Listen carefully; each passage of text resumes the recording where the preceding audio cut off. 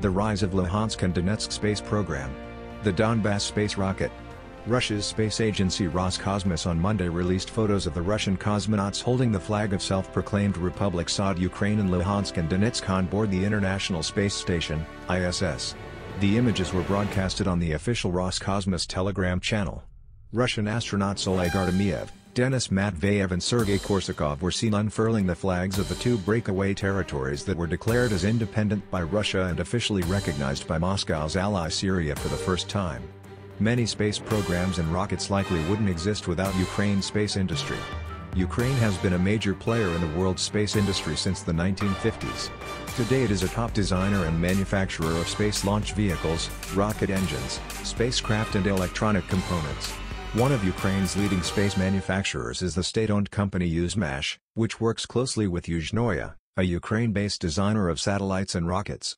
Both companies were founded in the 1950s and answer to the State Space Agency of Ukraine, SSAU.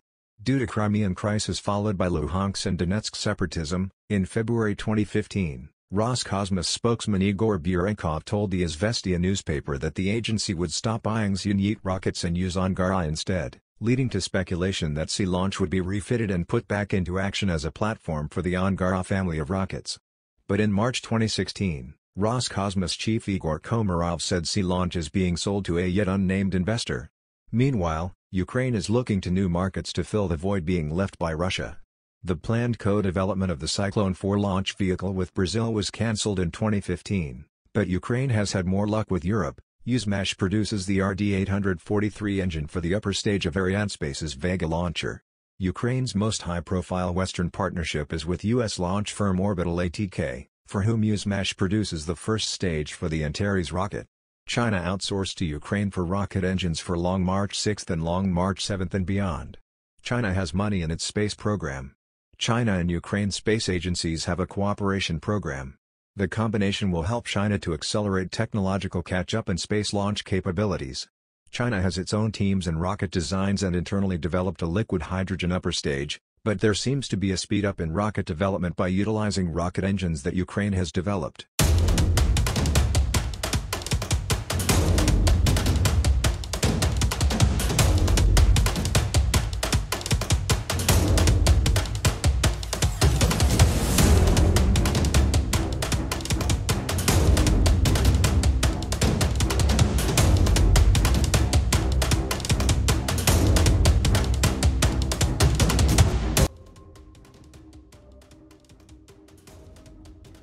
The space agencies of Ukraine and China will work on the issue of expanding the current program of Ukrainian-Chinese space cooperation for 2011 to 2015 with new large-scale projects, the State Space Agency of Ukraine has told Interfax Ukraine.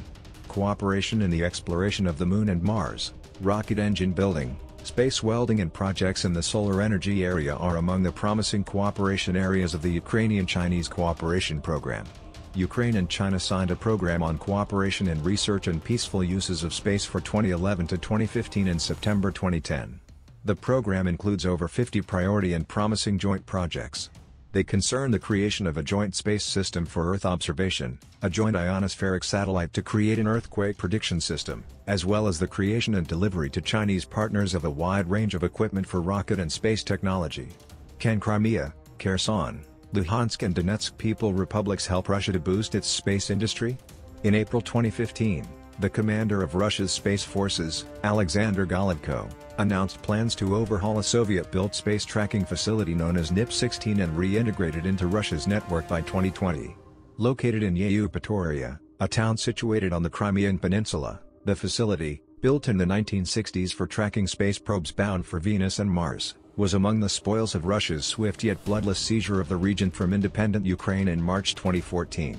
The NIP-16 facility presents Russia with an opportunity to re-establish communications coverage that was lost with the fall of the Soviet Union, but the program has suffered under the pressure of Russia's economic crisis and is now vulnerable to future Western economic sanctions against Russia. Ukraine's prime minister says rebuilding will cost $750 billion. Russia says ready to rebuild Luhansk and Donetsk regions for normal, peaceful life. Moscow's Mayor Sergei Sobyanin on Friday stated that the Kremlin has agreed to rebuild the pro-Russian regions of Donetsk and Luhansk, collectively known as Donbass in East Ukraine, in order to restore normal and peaceful life. Sobyanin's message came through a Telegram post after his brief visit to the embattled region.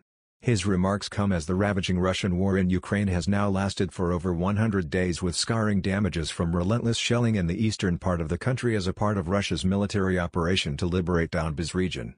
Let's wait to see if there will be a launch of cosmonauts from Donetsk, Luhansk, Abkhazia, South Ossetia and so on into space.